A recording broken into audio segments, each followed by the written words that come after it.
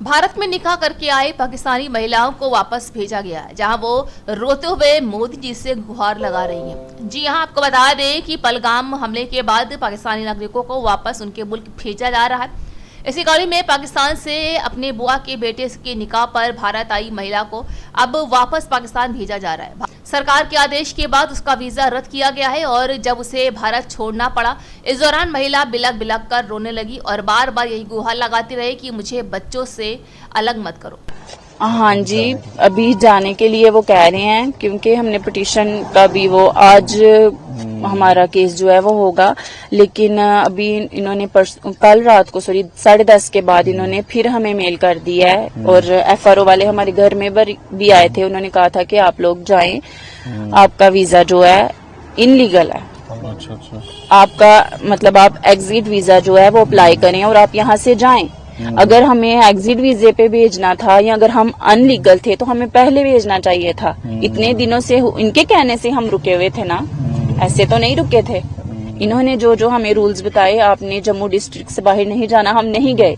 हमने इवन के हमने अपनी सेफ्टी के लिए हमने अपना फंक्शन भी जो है वो डिले कर दिया, नहीं किया हमने।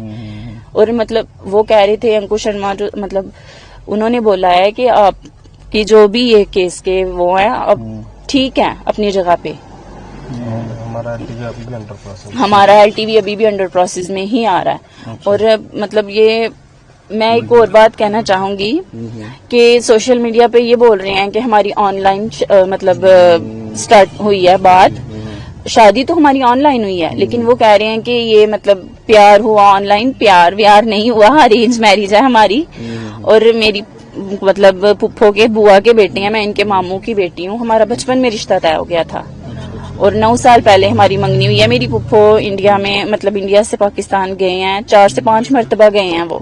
मैं फर्स्ट टाइम आई हूँ, मुझे 9 साल के बाद वीजा मिला है और मेरी यही रिक्वेस्ट है प्राइम मिनिस्टर साहब से कि जिनकी शादियां यहाँ पे हुई हैं कम से कम उनको वहां जाने के लिए ना कहें और ना मतलब आपको जो दूसरे वीजे हैं आप वो बंद कर दें। चाहे हमारे पासपोर्ट आप हमसे ले लें, स्टैंप लगा दें कि आप लाइफ टाइम ना जा सके, हमें ये भी मंजूर है, लेकिन कम से कम हमें हमारे घरों से तो ना निकालें।